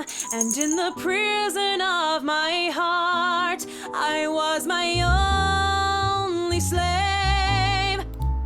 Nice. Drinking only reminds me of my home. And the thought of home makes me think of her. But in the depths of my cold soul, I'll leave the burden and despair. We're not gonna get copyright claimed, right? I don't know. It makes me nauseous. It sickens me that the smallest reminder of her can cause me such grief. I don't see how because we don't have the music behind it. I guess that's true. And I don't even know what the song is. I'll fight for what's worth fighting for. Forget the fear, forget Tyler says nice singing. the rest. It's kind of odd because I would love to hear the music behind this song. Yeah. Of course, that might just be the booze. Any other day, I would have scolded myself for drinking so much. I lied to the Lord, I lied to myself, I lied to you and everyone I care, until there were no more lies to tell. But I already have a client, and we'll be having our first little meet and greet in a few days. Cowardice is easier than being brave, but at last I found the strength I lost to sing my love letter to you. I have a cat on my lap. Cause people can lie, but my lone heart beats true. want to at least enjoy this night, get over the hangover tomorrow, and return to being a prim and proper professional after all. That song was for Cam, our lucky bride-to-be. So give her a hand, Galway shawl. Considering the state I'm in, one can excuse my smug grin as cheers and applause rise among the pub's patrons. Because possibly off-key public singing aside, that was not off-key, shut up! I feel like I'm on top of the world right now, and that's a good reason as any to belt out in front of these strangers. With good drinks and good friends, there's nowhere else I'd rather be tonight. And I forget for a short while. And that song was brought to you by Marianne McCullough, everyone! A round of applause! That was so good. You rock, Marianne. Oh, please stop. You're just saying that. You know neither of us can hold a tune, Marianne. A toast to our shameless drunk singer. May your drinks forever flow and your notes be ever lovely. That was If definitely anyone not deserves a off-key. toast tonight, that's Cam. Finally sealed the deal after 3 years, eh? Read 'em and wait, bitches. Kamala's diamond engagement ring gleams as she holds it up for all the world to see. She has reasons to be proud. 3 years of living together and her boyfriend finally asked her the big question. Obviously, she said yes. Well, she wanted a down payment. Don't get too attached to that ring or the one after, sweetie. I was wearing a wedding ring not so long ago, and look at where I am. But enough of me being a downer. Cheers to a happy engagement! Of course, if something like Haruna's divorce were to happen, I'd be there for Cam. Just as Cam had been there for me, acting more than just my yoga instructor. I can't be happier for my friend right now. Cheers! Cheers! Well, we both will be there for Cam, won't we, Haruna and I? Haruna, it's been a real bad year for her ever since her divorce. She's such a nice person, even loaning me money to open a studio, and she didn't deserve what her husband had pulled. I'm happy she's smiling again and pigging out like she used to. I think we've all missed our Japanese firecracker. We met in yoga class, something I had joined to keep myself in shape, and, well, honestly, so that I could make friends when I had moved to Luxborn. Clearly it worked like a charm. And it definitely didn't have anything to do with the fact that I brought along my lucky D20 die with me on that first day, no sir. Well, Marianne, what do you play?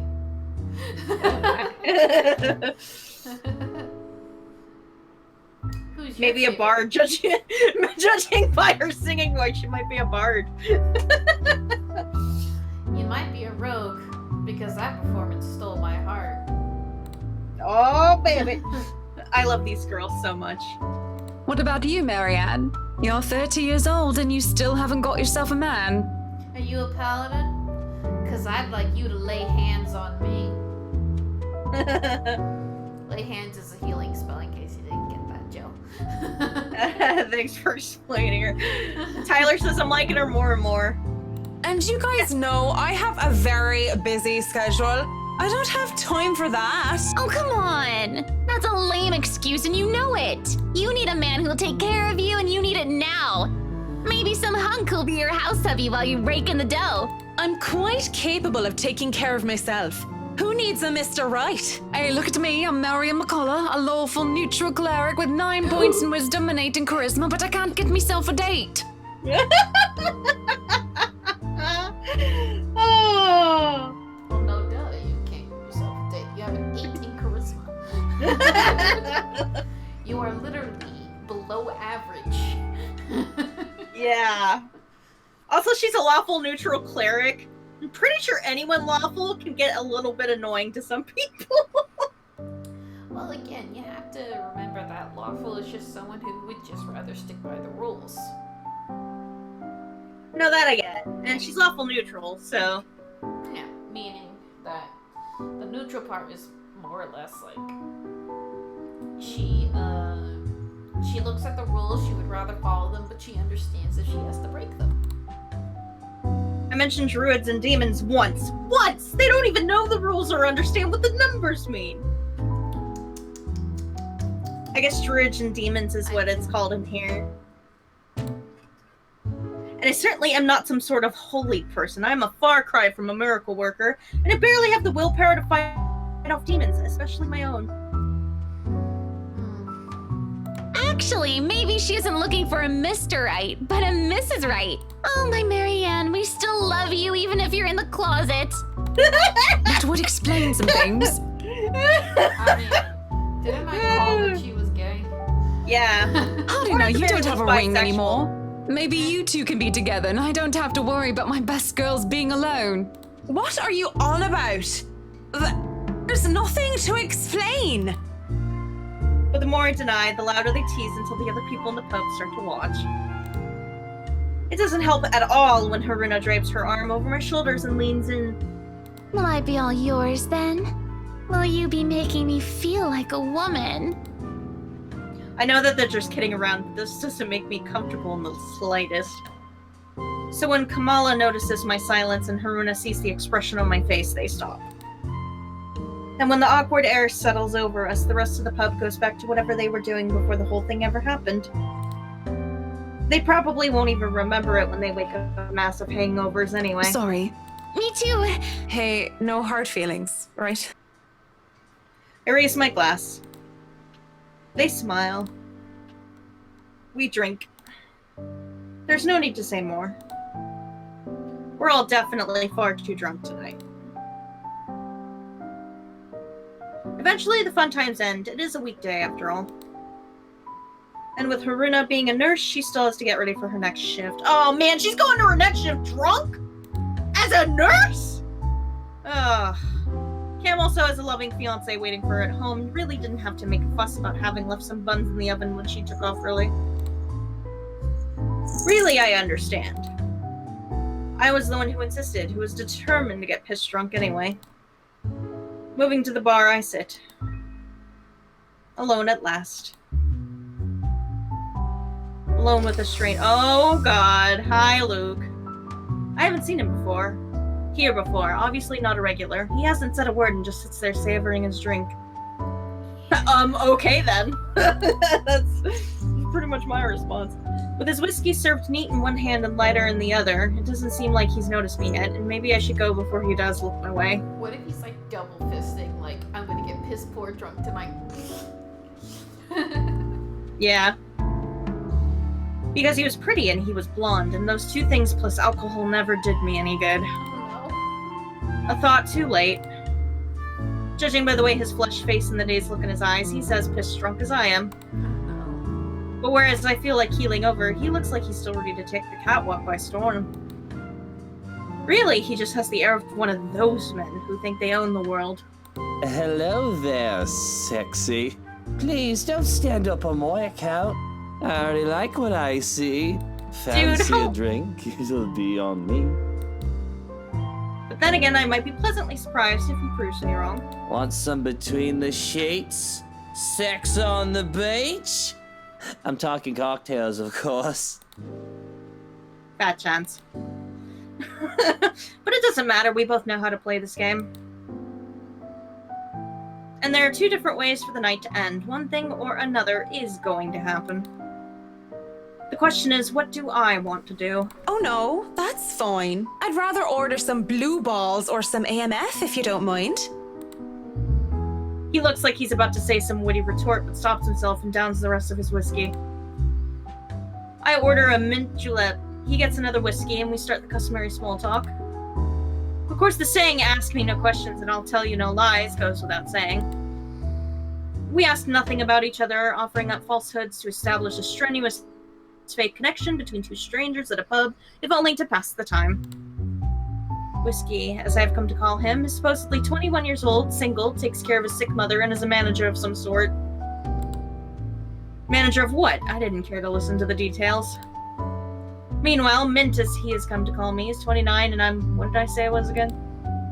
Oh yes, I told him I was a professional chocolate taster, because fuck it, if I'm going to lie about what my job is, might as well make it fun. It's a pretty decent chat between two pretty drunk strangers. And maybe it's just me, but we might as fucking well expend the tiniest amount of effort in pretending there's something meaningful in this meeting. Would have been nice too if it was just left at that. But during a lull in conversation, he brings it up. You know, I've never been with a woman taller than me. Oh god. And to think he might have been different from the rest. Never have and never will, Whiskey. Can we go back to the history of chocolates? Did you know that chocolate candy was introduced in 19th century England as a healthier alternative to alcohol? St. Lucy was the most beautiful woman of her time. She had men come from the 4 corners of the world just to see the pure light of her exquisite green eyes. She were so lucky, anyway. No, enough of the history lesson. Come on, Mint. You know and I know what you came here for. Though not every suitor was gallant, and she was no fool. She had known that sooner or later she wouldn't be able to defend her chastity. Come on. There must be something that gets you going. Oh god, so she had taken out a knife and gouged out her own eyes. There is something, but I don't think you can handle it. Impressed with her devotion, God restored her eyes and made them more beautiful than before. He has a peculiar sense of humor, hasn't he? Because that only meant suitors kept going after Lucy, and she kept her eyes in a chalice to scare them away. Oh, I'm pretty sure I can handle whatever it is. Why are we getting this story in? St. Lucy, help me. Help me turn away from sin. Help me with my own blindness. My place isn't too far from here. I won't take care of you if it ends up being too much for you. And no one will be able to hear you if you try to scream. You sure you want to go down that road, pretty boy? Wouldn't have it any other way. No. Oh no. The best thing. No. Oh No. no! Our relationship is so good. Holy Better shit. than her.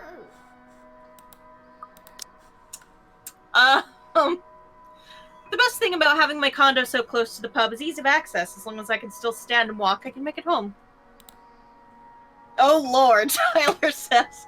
Maybe I'd need help from a kind neighbor or two to help me with the last leg if I've really gone overboard on the alcohol. But I always made it home. Sometimes with company. Of course, that always comes with complications, especially with the real clingy ones. But it isn't anything a good tip about stalkers to the building security can't fix. I'm always nervous, though, even if this isn't the first time I've done this. And the first few minutes when we enter in my room are the first few agonizing minutes where I try not to panic. Okay, Max, so far so good. Don't let him smell your fear under all that liquid courage.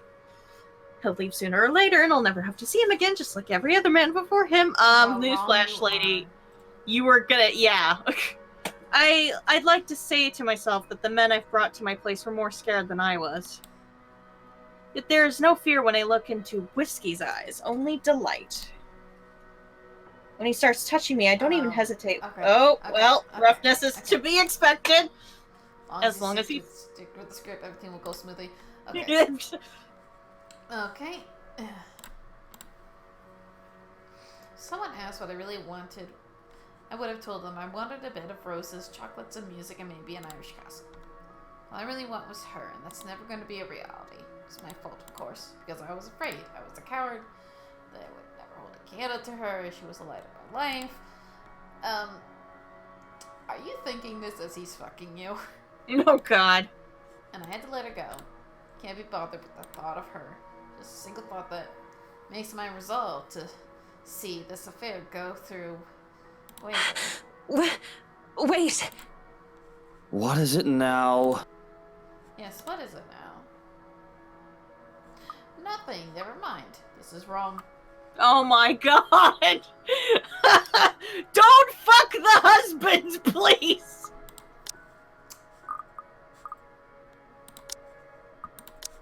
Let's ask ourselves a very simple question. To sex or not to sex?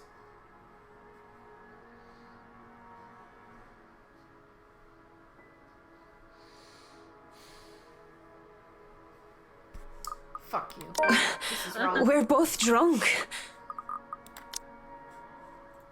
Wait, did it increase? Yes, it did. He likes women that stand up for themselves. this is wrong.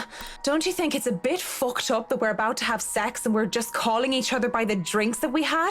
How messed up are we? Doll, shut up with the ethics and morality talk. It is seriously putting me out of the mood. If you want to leave now, Whiskey, I understand. I mean, with how smashed you are, it'd probably be best for you to sleep the night unless you want to be mugged. But I won't stop you. And this isn't going to happen. Bloody hell. Cock blocked! Yes! That's our achievement.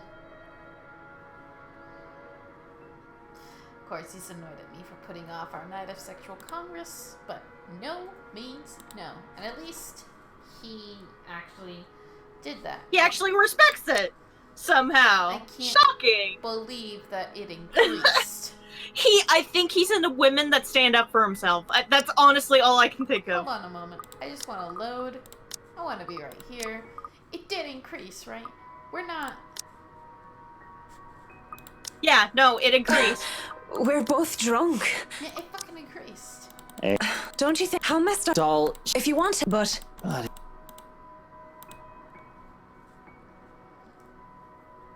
He simmers down soon enough.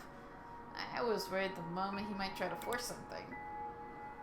Instead, he makes a show of fixing his suit, smoothing down his hair before making himself comfortable on the nearest seat he could find. What are you doing then? You have a guest in your home. Put the damn kettle on. Dandelion tea if you have it. But I suppose all you have are those shitty tea bags from the store. If this isn't for the absurdity of this turn of events, I would have flipped on him for thinking I have no taste. But in the end, I just left. All I got are cans of Korean ginseng and lemon balm, though. No dandelion. Without a second thought, I do wet the tea. That's 3 minutes to get a kettle to boil. 3 minutes where we say nothing to each other. I mean, what do you even say to the guy I was going to sleep with until I changed my mind? I doubt he's in the mood to talk about the influence of Troyes on Malroy. It's still unusual by the time we're both seated on my bed with mugs of tea in hand. Just so you know, whatever is going on right now is a lot stranger and fucked up than the one night stand. We are two messed up individuals by your logic. Everything is messed up, if you ask me. War, terrorism, famine, poverty, loved ones and loved lost. Oh. Yeah. Hold on. Yeah, My it's thing is pretty dust. bad. Yeah. Get out of here, Dust. Get. Sounds like you're annihilating the dust. I am. Perfect. This whole world is a cesspool. The dead air is telling me when it fills the room once more. One would think that this is the perfect time to burst, to spill about whatever issues that made us the fucked up person that we are today. And it is. But I guess some part of me would rather not put the weight of my problems on somebody else's shoulder.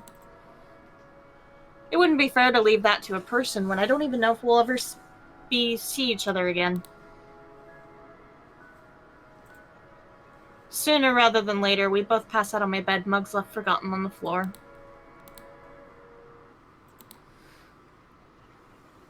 When I wake, whiskey is already gone. Bottle painkillers and a note on the table are the only evidence that I wasn't alone last night. I don't even question where these are from, just how he knew my real name. I'm just grateful for something to help with the hangover. Might as well. So you're gonna take a random ass prescription bottle left to you by a stranger.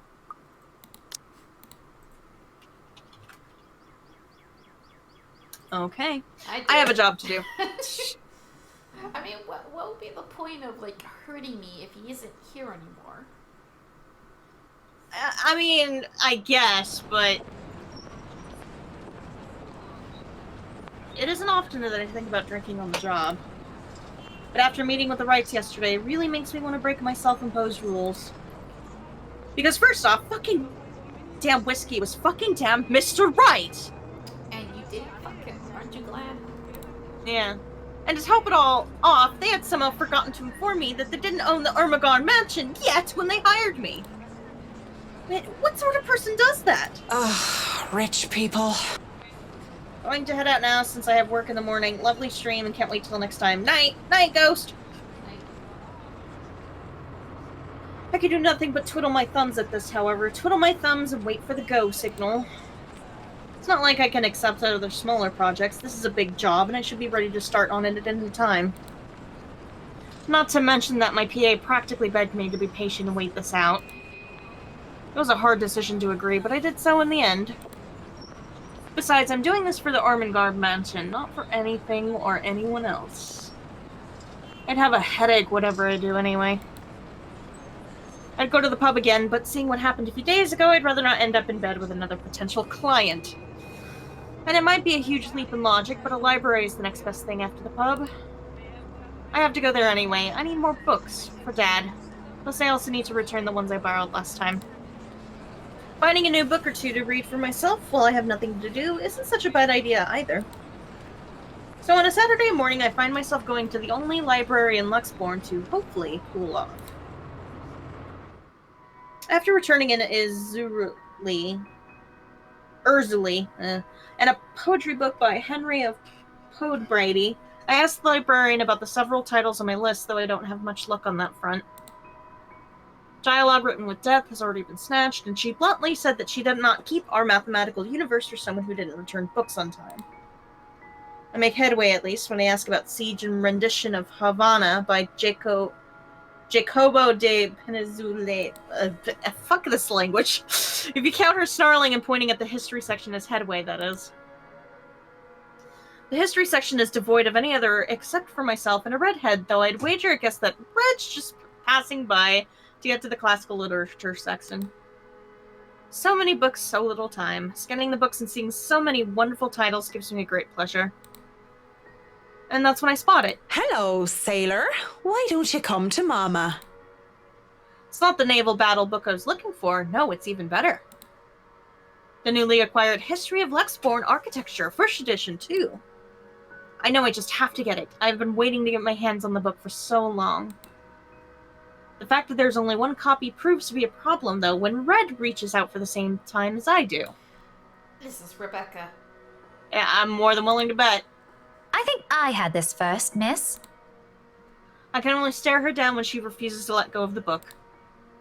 Refusing to let go of it as well, I raise a brow at her in the hopes that the fact that I was significantly taller than her would intimidate the girl. Even then, she refuses, with a rebellious look. This isn't exactly light reading, miss. I mean, do you even know which architect was at the forefront of 18th century Irish architecture? A beat. She blinks and I can't help but the smirk on my face. Which is wiped off when she opens her mouth. Edward Lovett Pierce, who established the Palladian style through his work with Castletown House and the Irish Houses of Parliament. This bridge was destroyed in this year to delay French troops while under the regency of Mary of Guise. She is a teacher. This is not what I was expecting. Let's be honest, how many people would know these history facts? Aside from me, anyway. Going right to the obscure ones, aren't you? Easy enough. Tullybody Old Bridge in Clackmannanshire, Scotland, on the January of 1560, if we want to be specific. Suddenly it's a game where we throw in these history questions and facts at each other, back and forth in hushed tones unless we want to be thrown out of the library. After a while, it goes from some strange competition into this strange but friendly banter, if it could be called that. But as fun as it is, the exchange soon slows down until we're grinning at how odd this whole scene is. Marianne McCulloch, my desire for potatoes doesn't quite match what the stereotypes suggest. Rebecca Gales, the Scots' supposed hatred for the English wasn't enough to stop me from teaching their little spawns. So a Scot and an Irishwoman walk into a library. This sounds like this. So a Scottish and an Irish woman walk into the library. By then we had forgotten all about our little tug of war, although she still holds the book in her hands.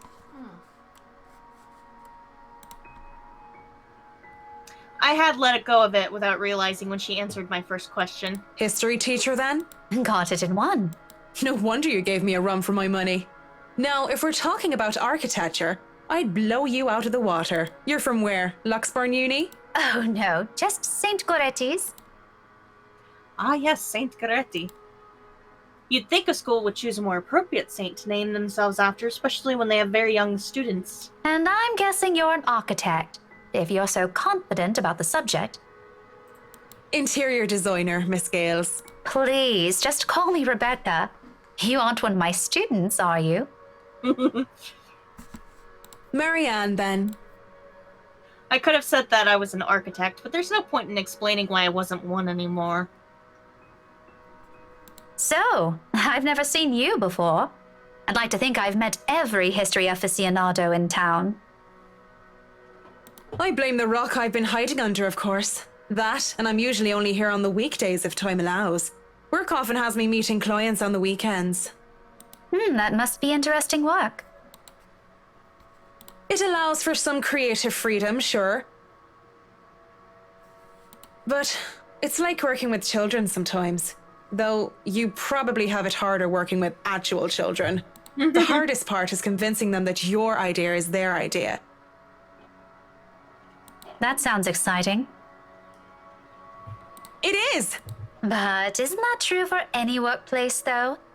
We just cross our fingers and hope there aren't any man-children in charge of important things. Any big projects right now? I can't imagine that interior designing is a frequent thing. I'm working on the Ermengarde mansion. Lucky me. That mansion. Intach. Wonderful. Breathtaking. I can't wait to start in it. Now that is beautiful architecture. You may have to read for a bit, Pia. I gotta check on something. Alright, a pause. It looks as if she wants to say something at the mention of the house. I'm not surprised. The place is certainly popular with the locals, especially with the urban legends attached to it. In the next second, though, she seems to think better of it and drops what she's about to say. So, do you have a portfolio or anything I can take a look at? I'd love to see your designs. Maybe you have some on a tablet. I've met some designers before, and they're always going crazy over these virtual room apps or another. A tablet? Please. Callicrates didn't need those silly eye-tabs when he built the Parthenon. I certainly don't need one to design a house. The computer back at my place is all I have. Why should I buy an expensive gadget that will get outdated within a year? When I have what I have is just as functional. The traditional ways have far more personal touch, in my opinion. Not to mention those smartphones are awful tools of procrastination. Did my ears deceive me, or did I hear a yawn? Baby? Darling, it's 9:11 in my area, which means it's probably pretty late. Maybe we should think about stopping. Yeah. We're at a pretty good point to stop anyway, so. Yeah. Nowhere hectic, stuff like that.